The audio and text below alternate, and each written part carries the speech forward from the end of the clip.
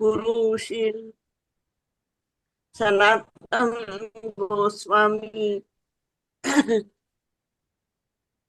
देख नहीं रहा। गोस्वामी से भक्ति रसामृत सिंधु सिंधु की रक्षा उन तार्किकों को मीमांसकों के करने की प्रार्थना करते हैं जो अर्थ ही भगवान के भक्ति योग विज्ञान में दखल देते हैं। वे इनके तर्कों तथा विवादों की तुलना सागर सागर के बीच उठने वाली ज्वालामुखी उद्गारों से करते हैं।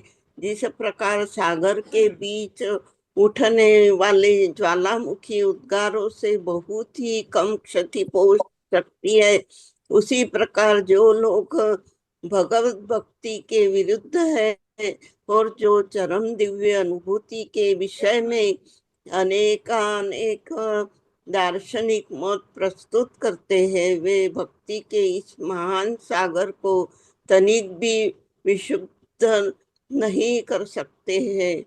भक्ति रसामृत के रचयिता श्री श्रील रूप हरे कृष्णा माता जी। गोस्वामी। हरे कृष्णा माता जी। हाँ, हरे बस माता कृष्ण। जी, एक ही पैराग्राफ पढ़ना था, धन्यवाद। हाँ, ओके, धन्यवाद। हरे कृष्णा। तो हम लोगों ने कल पढ़ा था कि अखिल रस मूर्ति है, रसामृत मूर्ति। अखिल अनंत हैं, रसों के सागर अनंत हैं, जो है वो अनंत रसों का सागर। एक दो नहीं, भगवान जो है अनंत रसों का जो सागर है। और रस भी क्या होते हैं? सारे रस तो बड़े मीठे से नहीं होते हैं ना। अमृत, सारे रसों को हम अमृत नहीं कर सकते हैं, कह सकते हैं तरह तरह के रस होते हैं। जैसे हम लोग रोजमर्रा में भी देखते, करेले का रस है, जामुन का रस है।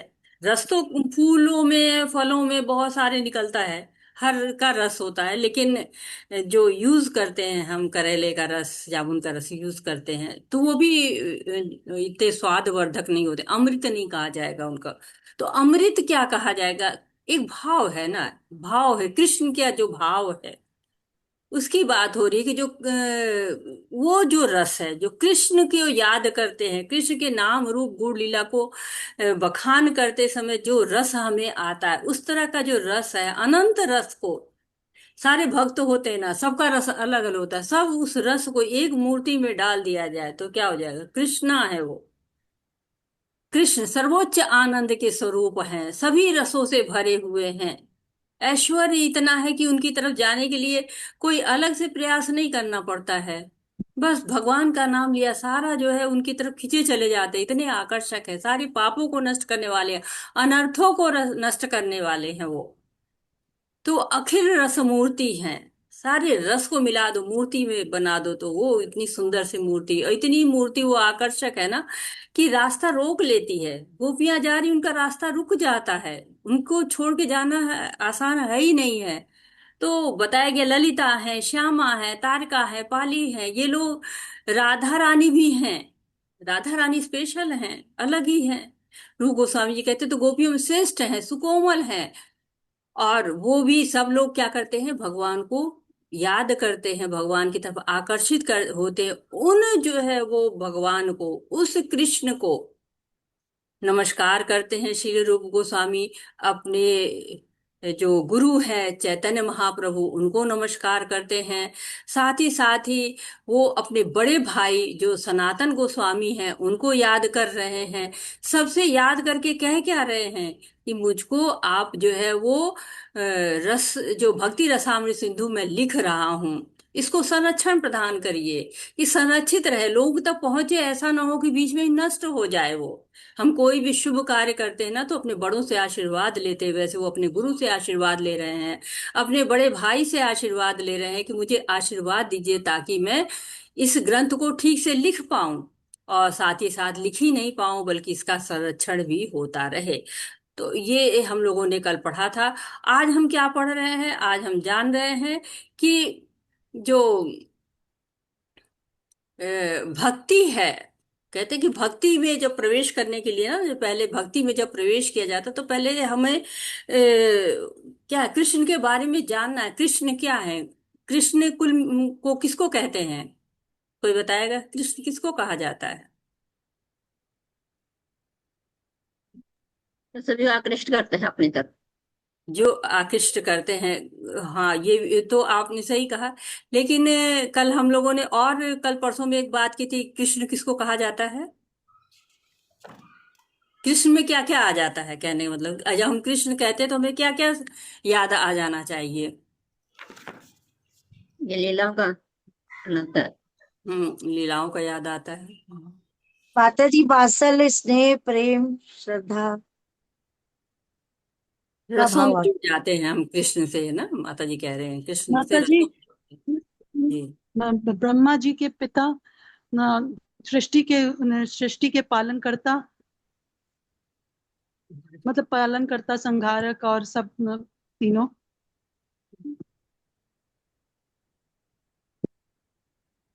मेरी आवाज आ रही है माता जी? हाँ हाँ, आ रही बिल्कुल। मैं सोच रही आप कुछ और बोल रहे हैं अभी। नहीं नहीं, बस बस माता जी। अच्छा बस, चलिए ठीक है। तो अभी इस बात पे हम लोग फिर दोबारा एक बार और आएंगे, जब इसको अभी संदर्भ आएगा तब इस पर आते हैं, इसको डिटेलिंग देते हैं। तो भक्त क्या है, त्रिमिंगल मछली की तरह से है, मकर की तरह से है। और निर्विशेषवादी लोग जो कुछ कहते हैं कि ब्रह्म में विलीन होते हैं, यहाँ पे उस कल्पना को काटा गया है, उपमा दी गई है ना, कि भगवान के भक्त क्या होते हैं, जलचर की तरह से रहते हैं। ये संसार भी क्या है, भव सागर है। और इस भव सागर में हम जलचर की जब विलीन नहीं होते हैं, इस भव सागर से निकलते हैं तो भगवान के पास जाने की प्रयास करते हैं। इससे बाहर जाने का प्रयास तो करना ही चाहिए, भक्त भी प्रयास करते हैं। और भी लोग हैं जो अनेक अनेक मार्गों से प्रयास करते हैं, लेकिन भगवान में प्रवेश करने के लिए प्रयास नहीं करना है। अगर भगवान को सागर मान लिया जाए और कहते हैं कि अगर जीव नदी है, तो जीव नदी नहीं है। जीव नदी में रहने वाला जो है वो जलचर है। उस जलचर जलचर क्या करता है, अपना अस्तित्व नहीं खोता है। नदी समुद्र में आके अपना अस्तित्व खो देती है, लेकिन भक्त अपना अस्तित्व कभी भी नहीं खोता है। तो कह रहे कि ऐसे भक्तों को भी प्रणाम करते हैं श्री रूप गोस्वामी, जो मुक्ति यानी कि सायुज्य मुक्ति जो नहीं चाहते हैं। नदी में पानी बहुत रहता है ना, पर समुद्र की तुलना में पानी कम होता है। सागर में विशाल मात्रा में जल होता है। तो एक ये भी उपमा आप इसको इस तरह से ले सकते हैं कि जीव क्या है, जीव में गुण कम है। देखिए सागर मतलब गुण, जैसे कि पानी है, समुद्र में पानी बहुत होता है, नदी में कम होता है। तो भगवान में बहुत सारे गुण हैं, जीव में थोड़े गुण है, कम है। तो ये भी एक जो है, या ये कह सकते हैं भगवान में अथाह आनंद है, लेकिन जीव में आनंद नहीं प्राप्त करता, थोड़ा आनंद है उसके अंदर। तो ये भी एक उपमा है। तो इस तरह से उपमा दी गई थी चौथे पैराग्राफ में। पांचवें पैराग्राफ जो जिसमें हम पढ़ रहे हैं अभी, उसमें क्या कहा गया है? उसमें कहा गया है कि उन तार्किक मीमांसकों से प्रार्थना कर रहे हैं। अब बड़े भाई से कर ली, चैतन्य महाप्रभु से कर लिया, भक्तों से भी आशीर्वाद ले लिया, तो अब कह रहे हैं कि जो तार्किक और मीमांसक हैं, दार्शनिक हैं, उनका क्या, उनके भी बहुत सारे विचार होते हैं। तर्क करने वालों के अपने विचार होते हैं, मीमांसकों के अपने विचार होते हैं, दार्शनिकों के भी विचार होते हैं। तो ये विचार जो है प्रभावित न करें। कैसे? जैसे कि अमृत रूपी सागर है, ये भक्ति रसामृत अमृत रूपी सागर है। तो इसमें ज्वालामुखी आ भी जाए ना, तो कितना भी ज्वालामुखी के ताप देगा तो भी समुद्र का जल समाप्त नहीं होगा। थोड़ा हो सकता है, थोड़ी बहुत इधर उधर आए, लेकिन कोई विशेष इतनी हानि नहीं होगी कि सब नष्ट हो जाए। लेकिन पृथ्वी पर वही ज्वालामुखी आ जाए तो क्या होगा? सारा स्थान नष्ट हो जाएगा, कुछ भी नहीं, सब कुछ गांव के गांव, शहर के शहर बहा ले जाता है। जब ज्वालामुखी का लावा निकलता है, इतना ताप होता है कि आसमान तक पहुंच जाता है, सब चिड़िया पशु पक्षी सब समाप्त हो जाते हैं, सब नष्ट हो जाता है। लेकिन अगर सागर में ज्वालामुखी आता है तो ऐसा नहीं होता है। थोड़ा बहुत पानी जल जाएगा, लेकिन उस पर कोई विशेष प्रभाव नहीं पड़ेगा। अभी भी हम सुनते हैं कि सागर के अंदर ज्वालामुखी फटते रहते हैं, लेकिन वही जब धरती पर ज्वालामुखी फटते हैं तो कितना विनाश होता है, हम लोगों ने पढ़े हुए हैं जो है वो अपने इतिहास की किताबों में।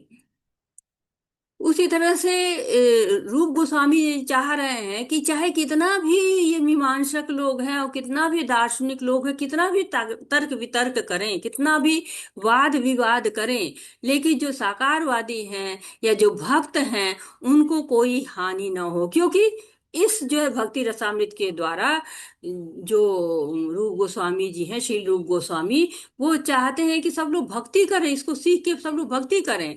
तो वो उन लोगों से बचाना चाहते हैं, तर्क तार्किक लोगों से, मीमांसक लोगों से, दार्शनिक लोगों से बचाना चाहते हैं कि ये जो है सुरक्षित हो, सागर के जैसे हो कि ज्वालामुखी आए भी तो भी कोई विशेष हानि न हो पाए। हरे कृष्णा। आगे बढ़ते हैं।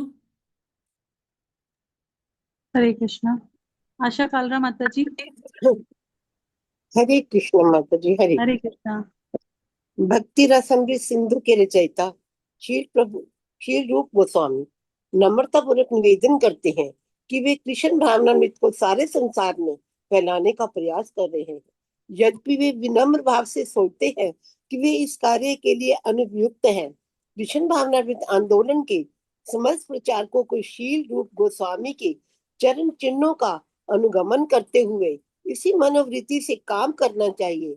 हमें कभी भी अपने आप को महान प्रचारक नहीं समझना चाहिए, अपितु यही मानना चाहिए कि हम पूर्ववर्ती आचार्यों के निमित्त मात्र हैं और उनके चरण चिन्हों पर चलकर ही हम पीड़ित मानवता के लाभ के लिए कुछ कर सकते हैं। हरे कृष्णा माता जी। हरे कृष्ण। तो बहुत यहाँ पे धन्यवाद। विनम्रता दिख रही है रूप गोस्वामी जी की, कितने विनम्र हैं।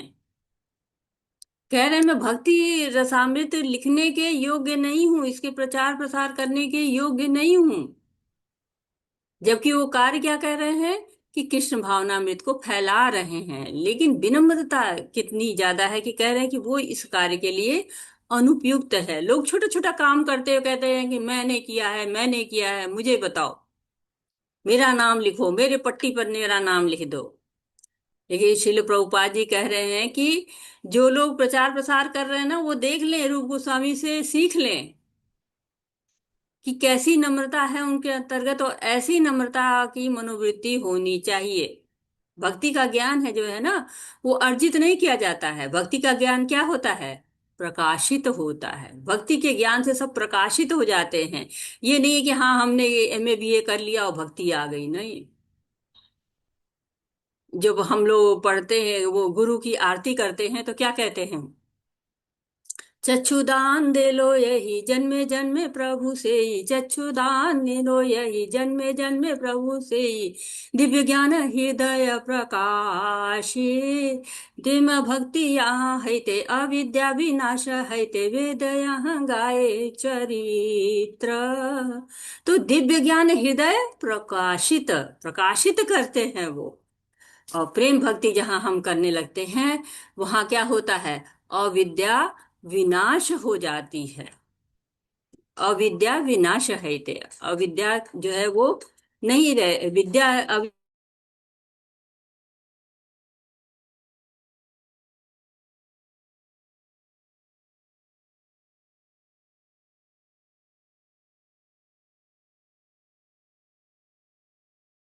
तो ये दिव्य ज्ञान हृदय में प्रकाशित होता, अविद्या विनाश हो जाती है। तो ये विनम्रता कैसी दिखा रहे हैं जो रूप गोस्वामी जी हैं, और उसी को श्रील प्रभुपाद जी हमारे सामने लेके आ रहे हैं। मंदिर में जाते हैं हम, मंगल आरती, दर्शन आरती, श्रृंगार आरती, गुरु आरती, सब में क्या कहते हैं? हमको ज्ञान प्रकाशित हो, हमारे अंतर्गत दिव्य ज्ञान आता है, प्रकाशित होता है, जीवन में परिवर्तन होता है। यदि हमको ये लगने लगे कि नहीं नहीं, ज्ञान तो हमने अर्जित कर लिया, हमने तो बहुत सेवा कर ली भगवान की, हमने तो उनको सवेरे सवेरे भोग भी लगाया है, सवेरे से उठ के नहा धो के आरती भी की हुई है, और उसके साथ साथ मैंने ये सेवा की, मैंने वो सेवा की, तो ये क्या है? अहंकार का भाव है। अहंकार आ जाता है। ये अहंकार नहीं होना चाहिए, ये भाव नहीं होना चाहिए। श्रील प्रभुपाद जी भी जो है वो ये भाव नहीं रखते हैं। आज जो है शिला प्रभुपाद जी की कृपा हुई, और एक भजन हम सुन रहे थे, सुनते सुनते उस भजन में कुछ लाइनें आई, फिर मैंने उनको गूगल किया और गूगल करके उनको देखा, तो वो बड़ी सुंदर सुंदर लाइनें थी। जब शिला प्रभुपाद जी जाते हैं, और जहां तक मुझे याद है कि जब वो जाते रहते हैं अमेरिका की तरफ, तब उन्होंने रास्ते में इस जो भजन है उसको लिखा है। कोई बताएगा कौन सा भजन है वो जो आप लोग गाते हैं? माता जी कृष्ण तब पुण्य हबे भाई, अच्छा अच्छा, हे ये पुण्य करिबो जोबे, राधा रानी खुशी होबे, ध्रुव हाँ, अति बोली तुम्हारे ताई। अच्छा अच्छा। ये मुझे उन्होंने, याद आ रहा था कि वो है बोड़ो कृपा कैले प्रभु। हाँ वो भी है माता जी, पर ये हम्म, उन्होंने बिल्कुल मतलब पहुंचने वाले थे। हम्म, और ये 13 सितंबर को लिखा था और वो 14 को पहुंच गए थे वहां पर। अच्छा अच्छा। तो ये जो भजन मैं सुन रही थी तो उसमें मैंने नोट किया उस जो है जो लिखा था, जो उसमें लाइनें थी, जैसे भक्ति नहीं बेड़ा नहीं। तो भक्ति भी नहीं है मेरे पास और वेद वगैरह भी नहीं है। अगर किसी को आता हो तो आखिरी लाइन है, बड़ो कृपा कैले प्रभु सुना सकता है। भक्ति नहीं बेदा नहीं, नाम खूब दारो, भक्ति वेदांत नाम एवं सार्थक कौरो। तो भक्ति भी नहीं है, वेद भी नहीं है, कोई ऐसा बड़ा नाम भी मेरा नहीं है, लेकिन रख क्या दिया मेरा नाम, भक्ति वेदांत। और भक्ति वेदांत मेरा नाम है, भक्ति भी नहीं वेद भी नहीं, मैं क्या हूँ, आपके हाथ की कठपुतली हूँ। मेरा भक्ति वेदांत नाम है, इसको मुझे सार्थक करना चाहिए। मुझे भक्ति वेदांत नाम मिल गया है तो मैं तो क्या कठपुतली हूँ, नचाओ नचाओ मुझे जैसे चाहो वैसे न जाओ। भक्ति वेदांती तो हूँ नहीं। कई बार लोग मंदिर में आते हैं, कह देते हैं कि प्रभुपाद जी को भी इसका अनुभव हुआ था, आज के समय में भी मंदिरों में अनुभव होता है लोगों को कि लोग अर्च विग्रह की सेवा करते हैं, श्रृंगार करते हैं, माला बनाते हैं, फूल उठाते हैं, ये सारे कार्य करते हैं। जब भगवान के अर्च विग्रह की सेवा करने लगते हैं ना तो उनको लगता है कि हम तो बड़े एक्सपर्ट हो गए, हमसे ज्यादा एक्सपर्ट तो कोई है ही नहीं, हम तो बड़े सीनियर ब्रह्मचारी हैं, हम तो सब आता है हमको, हम तो भगवान की नित्य सेवा करते हैं। तो क्या होता है, नम्रता खोने लगती है, अच्छे से प्रगति नहीं होती है। तो हमें जब भी हम बहुत छोटी छोटी चीजें करके हमारे अंदर नम्रता समाप्त होने लगती है, लेकिन विनम्रता हमारे अंदर अवश्य होनी चाहिए। जब गुण दैवी गुणों की बात होती है तो उसमें विनम्रता को बहुत अव्वल स्थान दिया गया है।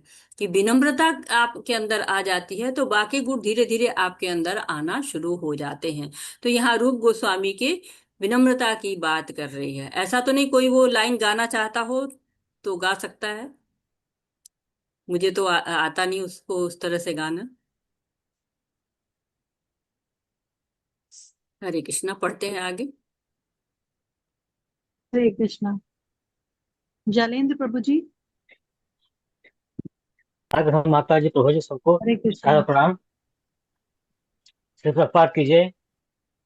भक्ति रसम सिंधु 4 भागों में विभाजित कर दिया गया है। जिस प्रकार सागर को कभी कभी 4 भागों में विभाजित कर दिया जाता है, इसके हर भाग में विभिन्न अनुभाग हैं। मूल भक्ति रसम सिंधु में भगवान सागर की भांति पूर्व दक्षिण पश्चिम तथा उत्तर ये 4 भाग हैं और इन विभागों के अनुभाग लहरों के रूप में हैं। जिस प्रकार सागर में विभिन्न लहरें पश्चिम दक्षिण पूर्व या उत्तर दिशाओं में सदैव उठती रहती हैं, उसी प्रकार भक्त रसम सिंधु में भी अनेक लहरें हैं। प्रथम भाग में 4 लहरें हैं, जिनमें से पहली लहर भक्त के सामान्य वर्णन के विषय में, दूसरी लहर भक्ति के वैधानिक साधनों के विषय में और तीसरी लहर भावों के विषय में है। चतुर्थ लहर में चरम गंतव्य ईश्वर का प्रेम है। इन सब का वर्णन लक्षणों सहित स्पष्ट रूप से प्रस्तुत किया जाएगा। हरे कृष्ण माता जी, धन्यवाद। हरे कृष्णा प्रभु जी। तो यहाँ पर बताया जा रहा है कि भक्ति रसामृत सिंधु को 4 भागों में विभाजित किया गया है। अध्ययन की दृष्टि से 4 भागों में विभाजित कर दिया गया है। 4 लहरें की बात हो रही है। तो ये एक कल्पना की तरह से है, जैसे समुद्र होता है ना तो उसमें लहरें आती हैं, पहली लहर आ गई फिर दूसरी लहर आ गई, ऐसे लहरें उठती रहती। तो ये शुद्ध भक्ति का सागर है, इसका आनंद लेना है। बीच में लहरें जब आते हैं लोग उस पर आ जाते हैं, उसको शायद राफ्टिंग या क्या कहते हैं, जिसके ऊपर लहरों पे लोग अपनी छोटी छोटी चीजें होती आजकल सब लोग करते हैं, क्या मुझे ज्यादा नामों के नहीं याद हैं, जो लहरों पर लोग उछलते कूदते हैं या बच्चे खेलते हैं, बड़े लोग भी खेलते हैं, लहरों का आनंद लेते हैं लोग। तो ये भी लहरें किस लिए विचरण करें, हम भक्ति सागर में है ना, जलचर हैं हम। देखिए जब लहर चलती तो व्हेल वगैरह मछलियां वगैरह ऐसे खूब लहर लेती हैं, आनंद लेती हैं। तो हमको भी आनंद लेना है इन लहरियों का। तो 4 लहर हम जानते हैं कि 4 लहरें हैं, बताया गया है। तो इसमें कौन सी है, पूर्व की लहर, पश्चिम की लहर, दक्षिण की लहर और उत्तर की लहर। तो ये एक तरह से, और कह कि इन विभागों के भी अनुभाग लहरें के रूप में है। तो ये नहीं कि केवल एक लहर है, नहीं, लहरों में भी लहरें, लहरों में भी लहरें हैं। तो जैसे हर दिशा से लहर उठती है ना, कभी कहते हैं कि पश्चिम विक्षोभ हो गया है, पूर्वी विक्षोभ हो गया, तो उस तरह से हमेशा उठती रहती। भक्ति रसामृत सिंधु में भी लहरें उठती रहती। तो पहली लहर क्या है? सामान्य भक्ति की है। दूसरी लहर क्या है? कि वैधानिक साधनों के विषय में। और तीसरी लहर भावों के विषय में है। और चौथी लहर में परम गंतव्य ईश्वर का प्रेम है। तो ये केवल पहले विभाग की बात हो रही है। ये ऐसा नहीं है कि ये कुल मिला के चार लहरें नहीं है। एक विभाग में जो है वो चार लहरें हैं। जो पूर्वी विभाग है उसमें जो है वो चार लहर, पहली लहर आती है सामान्य भक्ति। एकदम भक्ति को क्या है, वो सामान्य भक्ति की बात हो रही, स्पेशली कुछ नहीं। फिर सेकंड वेव साधना भक्ति, कैसे भक्ति को किया जाए वो बताया जाएगा। और तीसरी है कि भाव भक्ति, कैसे भाव में आ जाता भक्ति करते करते। जो स्टेज क्या है कि धीरे धीरे अब प्रेम खिलने वाला है, एक जो है वो कली बन जाती, भाव आ जाता है। अब उसके बाद प्रेम का स्फुटन होने वाला है, प्रेम स्फुरित होने वाला है। तो चौथी लहर जो है वो भाव भक्ति, प्रेम भक्ति की होती है। तो ये चार लहर जब हम पढ़ते हैं, 19 अध्याय हैं जिनके अंदर ये चार लहरों के बारे में बताया जाता है। पूर्वी विभाग है, क्योंकि आप लोग थोड़े सीनियर हो चुके हैं तो मैं उसके आगे भी आपको बता देती हूँ कि जो दक्षिण विभाग है, जो कहते हैं कि दक्षिण विभाग हो जाता है, उसमें पहली लहर विभाव कही जाती है, दूसरी लहर अनुभाव की है, तीसरी लहर सात्विक भाव की है, चौथी लहर व्याभिचारी भाव की है, और जो है वो पांचवी लहर जो है वो है सत्य भाव की है। तो इस तरह से जो है वो भाव आते रहते हैं। और जो पश्चिम विभाग है उसमें आपको कई लहरें उसमें भी आती हैं, माधुर्य भाव की आती हैं, वात्सल्य भाव की आती हैं,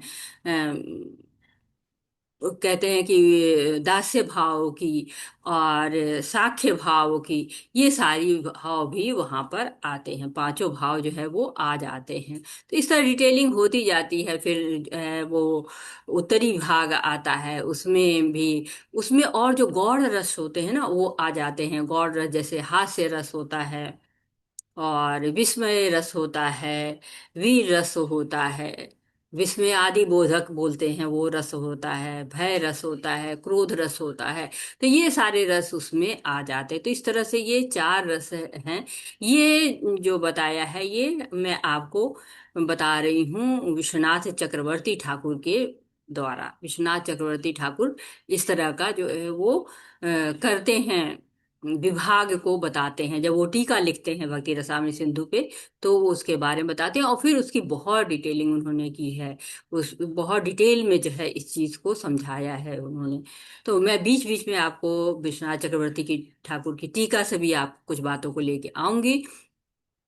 और तब यहाँ पे इन चार सामान्य रूप से हमने देख लिया कि चार लहरें हैं। इसमें से पहली लहर जो है वो जो पूर्वी विभाग की लहर है, उसके बारे में हम धीरे धीरे आगे और पढ़ेंगे। हरे कृष्णा। हरे कृष्णा। माधवी शर्मा माता जी। माता जी हरे कृष्ण। हरे कृष्णा। प्रपात जी की जय। पूर्ववर्ती आचार्यों के पद चिन्हों का अनुसरण करते हुए प्रत्येक प्रामाणिक विवरण को सार रूप में मूल स्वामी के इस कथन द्वारा दिया जा सकता है। प्रथम कोटि के भक्ति कृष्ण भावनामृत में पूरी तरह से लगे रहकर भगवान की अनुकूल सेवा करने की प्रवृत्ति है। भाव यह है कि यदि कोई कृष्ण भावनामृत में रहते हुए भी अनुकूल सेवा में प्रवृत्त न हो सके तो उसे शुद्ध भक्ति नहीं माना जा सकता, शुद्ध भक्त नहीं माना जा सकता। शुद्ध भक्ति को सभी प्रकार के भौतिक लाभों या इंद्रिय तृप्ति की कांक्षाओं से मुक्त रहना चाहिए, क्योंकि यह आकांक्षाएं सकाम कर्म तथा दार्शनिक चिंतन द्वारा अनुशीलित होती है।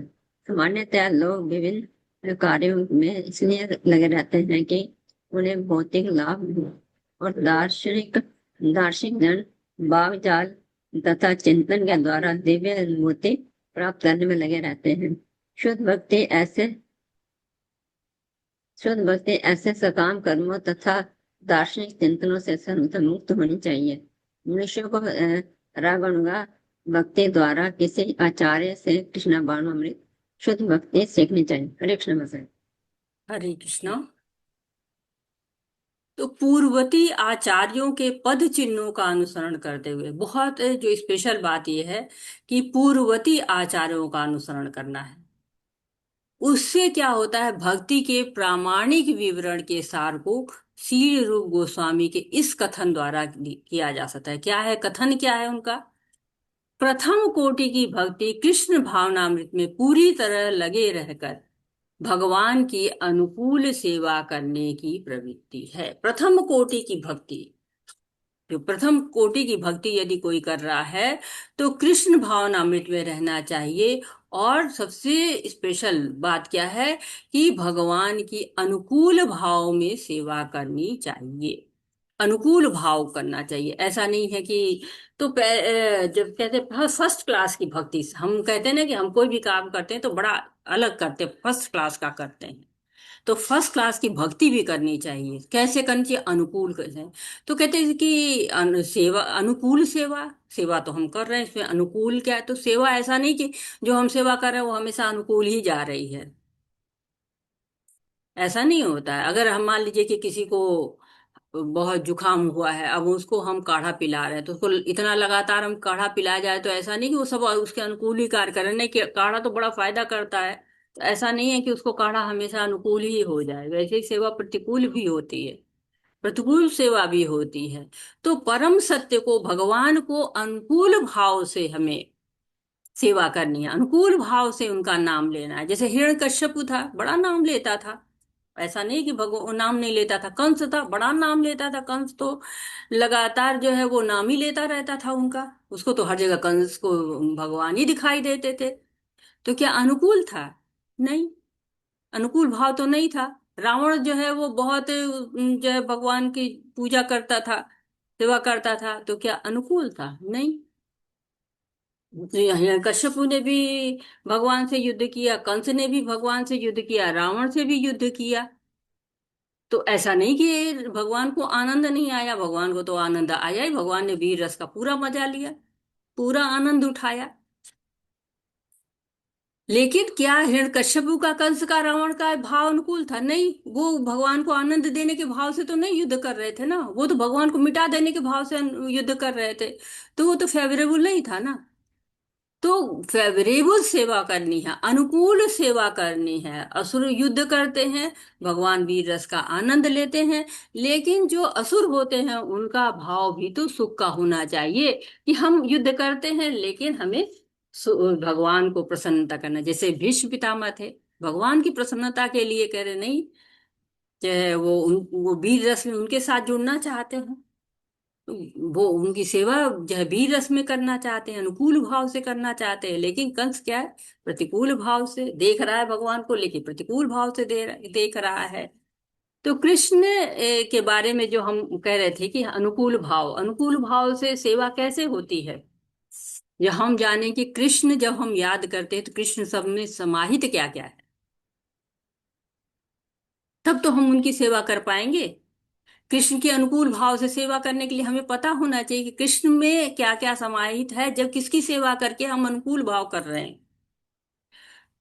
तो उसमें क्या करना है, पहली बात तो ये है कि जो बता रहे हैं भक्त रसामृत में रूप गोस्वामी बता रहे हैं, श्री रूप गोस्वामी, कि पूर्ववर्ती आचार्यों के पद चिन्हों का अनुसरण करते हुए सेवा करनी चाहिए। सेवा कैसे करनी है? पूर्ववर्ती आचार्यों के पद चिन्हों का अनुसरण करके सेवा करेंगे, तब वो सेवा आपकी अनुकूल होगी। और दूसरी बात है कि अनुकूल भाव में हमें पता भी होना चाहिए कि हम अनुकूल भाव में क्या, कैसे सेवा कर सकते हैं। कृष्ण शब्द में है क्या, किसकी सेवा करनी है? सेवा हम करने के लिए तैयार है, करें किसकी? तो कृष्ण शब्द में समाहित है कृष्ण, ये मैं दोबारा बता रही हूं, कृष्ण और उनका पूर्ण अंश, कृष्ण स्वयं और जो उनके जितने भी पूर्णांश है, उनकी जो है वो सेवा अगर आप कर रहे हैं तो वो कृष्ण की सेवा है। कृष्ण के साज समान, जो भी कृष्ण का साज समान है वो भी कृष्ण की तरह दिव्य है। अगर उसको कृष्ण की सेवा में लगा रहे हैं बंसी कृष्ण के अधरों पे रख रहे हैं, मोर पंखी उनको लगा रहे हैं, मृदंग है उसको लेके, करताल है उसके साथ आप आरती गा रहे हैं, शरीर को आप सेवा में लगा रहे हैं, जपा कर रहे हैं, आरती कर रहे हैं, पंखा हिला रहे हैं, उनका चंवर डुला रहे हैं उनको। ये क्या है? ये कृष्ण की सेवा है। और तीसरी, कृष्ण के शुद्ध भक्तों की सेवा। कृष्ण के अंदर कृष्ण के शुद्ध भक्त भी समाहित हैं, तो कृष्ण के पूर्ण अंश समाहित हैं। कृष्ण के साज सामान जो भी है वो सब भी दिव्य है, वो भी कृष्ण में ही है, वो भी कृष्ण ही है। वंशी भी कृष्ण ही है, आरती का सब सामान कृष्ण ही है, मोर पंखी कृष्ण ही है, और कृष्ण के शुद्ध भक्त भी कृष्ण ही है। तीनों के अनुकूल कार्य करना है, कृष्ण में ये तीनों चीजें समाहित होती हैं। हरे कृष्णा। आगे बढ़ते हैं। तो दो बातें हमने जानी कि कृष्ण क्या है, कैसे उनकी सेवा, अनुकूल भाव से सेवा होनी है, और साथ ही साथ कृष्ण पूर्ववर्ती आचार्यों के अनुसार जो है वो सेवा होनी है। हरे कृष्णा।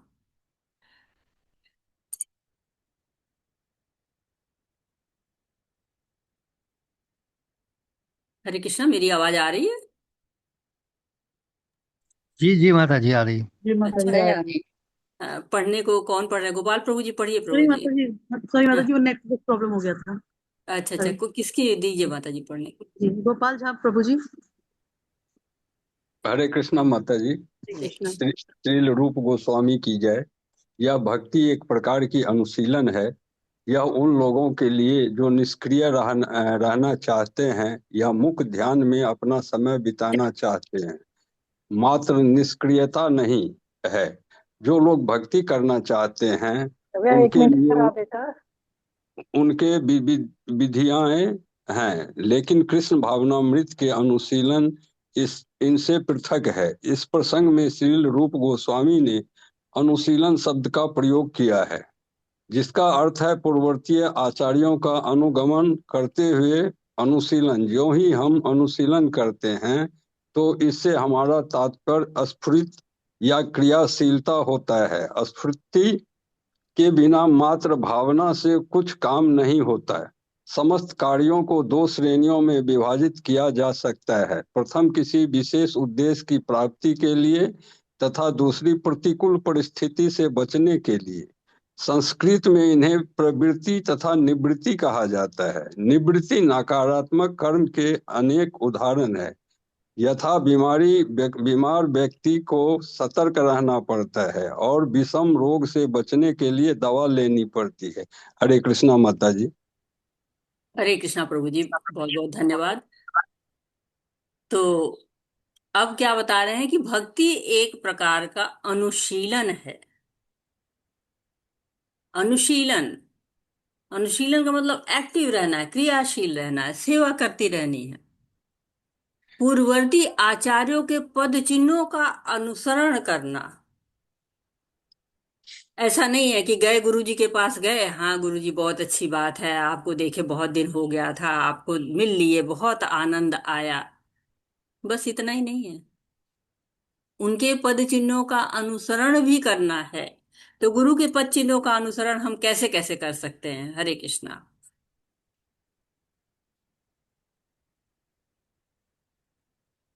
अगर केवल मिल लेना ही अनुसरण नहीं है तो कैसे हम अनुसरण करें उनका? के उपदेशों को फॉलो कर कर।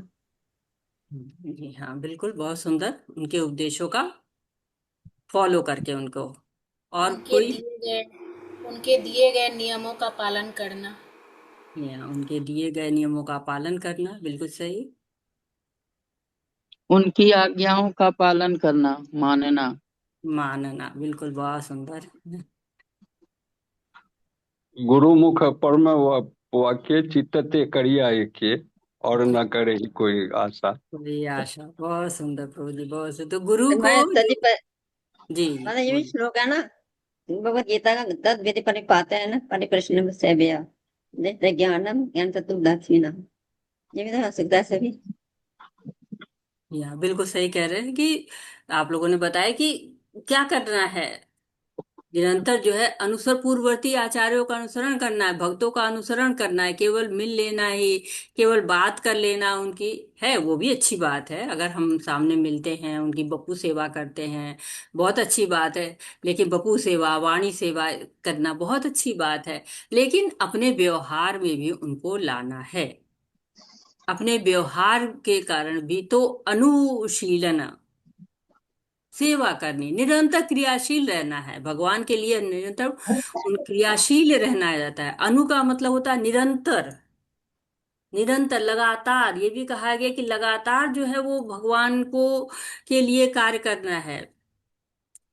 बहुत लोग जो है ऐसे निष्क्रिय बैठे रहते हैं, लगता है बड़ा मस्त है, बहुत बड़ा अच्छा जीवन है, हम तो कितना काम कर रहे हैं, हम तो बड़े परेशान हैं। लेकिन प्रभुपाद जी कहते हैं कि अगर फुर्ती नहीं है, कोई भावना ही नहीं है काम करने का, में मन ही नहीं लग रहा है, कोई निरंतरता ही नहीं, आज है आज चले गए, भगवान को 2 लोटा जल चढ़ा दिया, कल जो है वो सो गए, तो ये नहीं, निरंतर करना है। अगर मंगल आरती करें निरंतर करिए, भोग लगा रहे निरंतर लगाइए, निरंतर कार्य करना है, एक बार नहीं कि हो गया। ऐसे जो है अनु, अनु का मतलब क्या होता है, पीछे पीछे, जो राधा रानी के पीछे पीछे चलती है। जैसे हमारे नाम को पूछा था ना उस दिन बाल गोपाल जी ने कि अनुराधा मीन्स क्या होता है, तो वो राधा का जो है वो अनुसरण करती है, पीछे पीछे चलती है उनके। जो ललिता सखी है ना, वो राधा रानी के पीछे पीछे चलती थी, तो उनको कहा जाता था कि ये अनुराधा, उनको भी अनुराधा कहा गया है। और श्रीमती राधा रानी हैं, उनकी जो बहन है, उनको भी अनुराधा कहा गया है। क्यों? राधा रानी के पीछे उनके जो है जन्म हुआ है। जैसे कल हम लोग पढ़ रहे थे तो अग्रज आया था, तो मेरे को आया दिमाग में कि जैसे छोटा भाई होता है उसको अनुज कहते हैं, अनुज, पीछे जन्म हुआ है, बड़े भाई का पहले जन्म हो गया और उसके बाद जो है वो अनुसरण किया, पीछे से आया है वो। वैसे जो राधा रानी की बहन है, वो उनका जन्म राधा रानी के बाद हुआ है, इसलिए उनको भी अनुराधा कहा गया है। तो अनु का कई जो है वो अर्थ होता है। एक निरंतर के रूप में भी अनु को लिया जाता है, दूसरे अनुसरण के रूप में भी लिया जाता है। और साथ ही साथ निरंतर का मतलब क्या होता है, हमेशा एक्टिव रहना, हमेशा क्रियाशील रहना, बैठे बैठे नहीं रहना। शीलना मन तो होता है कि आप सेवा कर रहे हैं, अनु मीन्स निरंतर सेवा कर रहे हैं। और यहाँ पर बताया गया है कि निवृत्ति और प्रवृत्ति के बारे में कहा गया है, तो क्या कि निष्क्रियता नहीं करना है। जो भक्ति करना चाहते हैं उसके लिए अनेक विधियां हैं, ये तो भक्ति करने के लिए तो अनेक विधियां ही हैं, लेकिन कृष्ण भावनामृत का अनुशीलन इनसे पृथक है। क्योंकि कृष्ण भावनामृत में पूर्ववर्ती आचार्यों का अनुगमन भी करना, उनका भी अनुसरण करना है, सेवा भी करनी है, क्रियाशीलता भी होना है। और साथ ही साथ उसके बाद कहा जाए समस्त कार्यों को 2 श्रेणियों में विभाजित किया गया है। प्रथम किसी विशेष उद्देश्य की प्राप्ति के लिए, और दूसरी प्रतिकूल परिस्थितियों से बचने के लिए। और संस्कृत में इनको प्रवृत्ति और निवृत्ति कहा जाता है। तो वैसे आप लोगों ने प्रवृत्ति और निवृत्ति कई जगह पढ़ा होगा। प्रवृत्ति का मतलब क्या है कि डूज और डोंट्स, जो हम लोग कहते हैं ना, आजकल के समय में बड़ा डूज एंड डोंट्स कहा जाता है। तो वैसे प्रवृत्ति का मतलब होता है कि डूज, क्या क्या करना है आपको। तो भक्ति में क्या करते हैं हम, 16 माला जप करते हैं, अर्च विग्रह की पूजा करते हैं हम, भोग लगाते हैं हम, भगवान के लिए ही हम मंदिर जाते हैं, और भगवान से मिलते हैं। जपा जो है निरंतर 16 माला का जप निरंतर करते हैं हमेशा, कि हाँ 16 माला जप हमारा जो है नियम से चले, टूटने नहीं पाए। भगवान की सेवा करते हैं, शास्त्रों को पढ़ते हैं, शास्त्रों को पढ़ते हैं, श्रवण करते हैं, कीर्तन करते हैं। तो ये क्या होता है, प्रवृत्ति के अंतर्गत आता है, डूज जो जो करना चाहिए। और निवृत्ति क्या, डोंट्स, नहीं करना चाहिए। ये कहते हैं क्या क्या नहीं करना चाहिए हम लोग को। 4 जो है वो हम लोग को नियम बताए गए हैं कि ये हमें नहीं करना है। क्या क्या चीजें हमें नहीं करनी है? हरे कृष्णा। शराब, मांसाहार शराब, मांस, मदिरा, और स्त्री गमन। परिचिंतन। बिल्कुल। तो जो है 4 चीजों को नहीं करना है हमको। साथ ही जुआ साथ भी क्या नहीं। गया है कि मांसाहार नहीं करना है, लहसुन प्याज नहीं खाना है, चाय कॉफी नहीं पीना है। ये सब क्या है, डोंट्स है, नहीं करना है हमको। इसको क्या कहते हैं? तत्त कर्म प्रवर्तनात्। याद होगा किसी को ये श्लोक याद है? तत्त कर्म प्रवर्तनात् पढ़ा है ना आप लोगों ने? सा निश्चय धैर्य हाँ, उत्साह निश्चया धैर्यात्। तत्कर्म परिवर्तना। हाँ, आगे। संगीत्याग चतुर्थ हाँ, सर्वे भक्ति प्रसिद्धति षड विधि भक्ति परिष्यति। प्रसिद्धति। तो 6 विधि जो है बताई गई है, जिससे कि अब इसमें देखिए यहाँ पर भी वो उन चीजों को लाया जा रहा है कि आपको निष्क्रिय नहीं रहना, उत्साह निश्चया, निरंतर निश्चय होगा, धैर्य होगा, और तब आप जो है वो उन कामों को नहीं करेंगे जो भगवान के प्रतिकूल होंगे, निषेधित जो नियम है उनको नहीं करेंगे। ये भी एक अनुशीलन है। तो प्रवृत्ति जब हम करते हैं, जब सेवा करते हैं, सत्संगा करते हैं, आरती करते हैं, माला जप करते हैं, कीर्तन करते हैं, श्रवण करते हैं, तो क्या होता है? किसी उद्देश्य की प्राप्ति कराता है। क्या उद्देश्य है हमारा? भगवान को प्राप्त करना, ये हमारा उद्देश्य है। और निवृत्ति क्या है? भक्ति की जो प्रतिकूल परिस्थितियां हैं उनसे बचना है, त्याग करना है, कुछ चीजों का त्याग कर देना है। जैसे आज हम तप कर रहे हैं, एकादशी का व्रत कर रहे हैं, तप कर रहे हैं, लेकिन साथ साथ ही कुछ चीजों का हमने त्याग भी किया हुआ है। एकादशी दिन कहा जाता है ना कि अपने समय को व्यर्थ न गंवाएं ऐसी चीजों में जो कि भौतिक चीजें हैं, उन चीजों को कम करें और भगवान का निरंतर याद करें। भगवान को निरंतर याद करना है और भगवान के ही कार्यों में आज के दिन व्यस्त रहना है और चीजों में व्यस्त नहीं रहना है। निवृत्ति नकारात्मक कर्म के अनेक उदाहरण है। यथा बीमार व्यक्ति को सतर्क रहना पड़ता है और विषम रोग से बचने के लिए दवा लेनी पड़ती है। तो बीमार व्यक्ति क्या है? इम्यूनिटी कम हो गई और बीमार है लगातार, उसके अंदर जो कीटाणु है उसके शरीर को खाए चले जा रहे हैं, और ज्यादा बीमार ना पड़ जाए। और चार जो कहते हैं ना कि अभी तुम बीमार हो, अभी बैठे रहो, लेटे रहो, ज्यादा दौड़ो नहीं। क्यों? और रोग भी कहीं और ये रोग खराब ना हो जाए। बुखार है कहीं टाइफाइड में ना बदल जाए, जुकाम है, सर्दी खांसी है कहीं तपेदिक में ना बदल जाए। तो इसलिए क्या कहते हैं, दवा लेनी पड़ती है। हम भव सागर में पड़े हैं, हम और दलदल में नीचे के लोकों में ना चले जाए तो क्या करना? हमें भक्ति करनी, ताकि हम और उचित लोकों बढ़ते बढ़ते उच्चतम लोक भगवान के गोलोक तक पहुंच जाएं। इसीलिए कहते हैं कि हम जब ये निवृत्ति करते हैं, सतर्क रहने का मतलब क्या होता है? जब बीमार है तो हम ठंडी चीजें नहीं खाएंगे, समय पर दवा लेंगे, जो डॉक्टर ने बताया है वो खाएंगे। तो ये इस तरह के कार्य जो है वो निवृत्ति कहलाते हैं। निवृत्ति यानी कि डोंट्स करना ही नहीं है, सतर्क रहना है।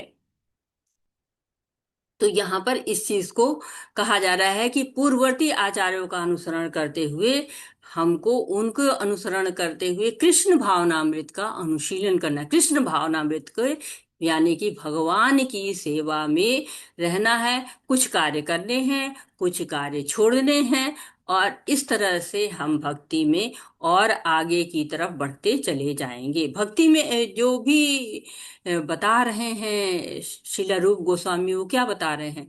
वो यही कह रहे हैं कि हमको भक्ति में कैसे आगे बढ़ें। तो 3 लक्षण होते हैं। कहते हैं कि 2 लक्षण होते हैं, स्वरूप लक्षण और तटस्थ लक्षण। उसमें 3 जो लक्षण होते हैं वो अनुकूल हो रहना, कृष्ण क्या है उनको जानना और अनुशीलन करना। ये क्या है? स्वरूप लक्षण, बेसिक लक्षण है। ये तो बेसिक, ये तो करना ही करना है। तटस्था है वो भी जरूरी है, लेकिन बेसिक कहते हैं ना कि बेसिक नीड्स है, रोटी कपड़ा और मकान बेसिक नीड्स हैं। उसके बाद कुछ चाहिए, उनकी भी जरूरत। ऐसा तो नहीं कि बिना बेड के हम कहाँ सो जाएंगे, या फिर बिना भोजन के हम क्या खा लेंगे। किचन होना चाहिए, बेडरूम होना चाहिए, ड्राइंग रूम होना चाहिए, कोई आएगा तो क्या करेंगे। तो ये सभी होना चाहिए, तटस्थता भी होना चाहिए। लेकिन बेसिक रोटी कपड़ा मकान के बगैर तो जीवन जो है नहीं चल सकता ना। इसी तरह कृष्ण भावनामृत अगर आपको होना है, भक्ति करनी है, आनंद के साथ करना है, मशीन जैसा नहीं होना है, तो क्या करना है? कुछ लोग होते हैं, क्या है, पता है हम आत्मा है, एक परमात्मा है, भगवान का नाम लेना, रटे जा रहे तोता रट्टू जैसे, रटे जा रहे, रटे जा रहे, रटे जा रहे, कोई भाव नहीं। लेकिन हर एक नाम में, हर एक जप में, हर एक कर्म में आनंद लेना है तो क्या करना? अंदर से भजना है, भगवान को अंदर से याद करना है। तो अनुकूल भाव से, जब हम अनुकूल भाव से कार्य करेंगे तो हम क्या होगा? कृष्ण का, किसका? कृष्ण का अनुकूल भाव से कार्य करेंगे और अनुशीलन करेंगे, तो फिर क्या होगा, हम कृष्ण भावनामृत में हो जाएंगे। इसीलिए प्रभुपाद जी कभी इसको डिवोशनल सर्विस कहते हैं, इसको कभी वर्शिप नहीं कहते, पूजा कभी नहीं कहा उन्होंने, सेवा करनी है।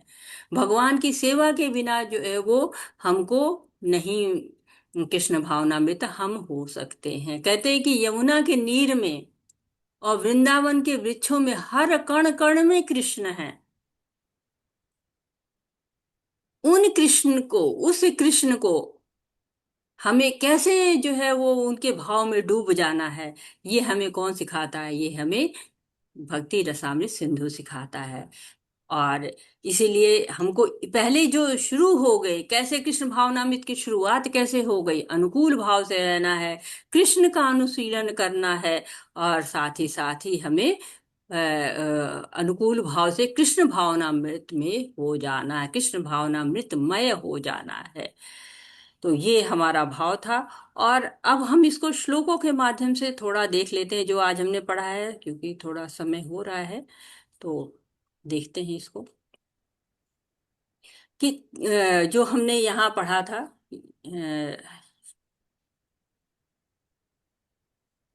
या तत्र पूर्वे विभागे अस्मिन भक्ति भेद निरूप के अनुक्रमेण वक्तव्य लहरीणा चतुष्टयम। 4 तरह की जो है वो लहर है, यहाँ बता रहे पूर्व विभाग की बात हो रही है अभी, और विभागों की बात यहाँ पर नहीं हो रही, केवल पूर्व विभाग की बात हो रही है कि पूर्व विभाग में आपको 4 जो है वो विभाग पाए जाते हैं। आद्या सामान्य भक्त्या द्वितीय साधनान्विता भावाश्रिता तृतीया चतुर्या प्रेम निरूपिका।